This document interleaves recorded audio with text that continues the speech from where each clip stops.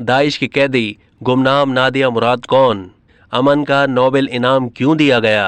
इस साल अमन का नोबेल इनाम जीतने वाली नादिया मुराद का नाम पाकिस्तान के लिए कदरे अजनबी सही, लेकिन रहती दुनिया जानती है कि इस लड़की को दाइश की कैद में रहते हुए कितनी तकलीफ़ों और अजियतों का सामना करना पड़ा।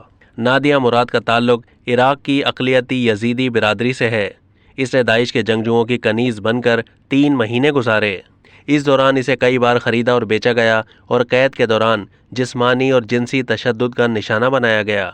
नवंबर 2014 में दाइश की कैद से निजात पाने के बाद नादिया मुराद ने एक मुहिम का आगाज़ किया जिसका मकसद रैब के बतौर जंगी हथियार इस्तेमाल पर दुनिया की तवज्जो मबजूल करवाना था।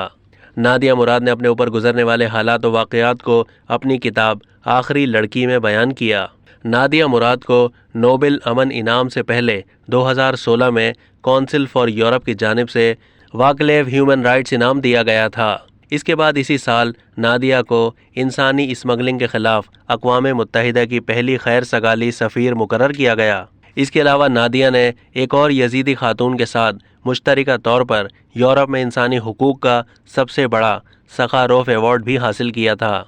नादिया मुराद 1993 में शुमाली इराक़ में कोहे संजार के इलाके के एक गाँव में पैदा हुई थीं। 2014 में दाइश के जंगजुओं ने उनके गाँव पर कब्जा कर लिया था। इस दौरान नादिया की मां और 6 भाइयों को कत्ल कर दिया गया, जबकि गांव की बहुत सी गैर शादीशुदा लड़कियों को कनीज़ें बनाकर जंगजुओं में तकसीम कर दिया गया। अब तक के लिए इतना ही। मज़ीद मालूमात के लिए डेली जंग के YouTube चैनल को सब्सक्राइब कीजिए।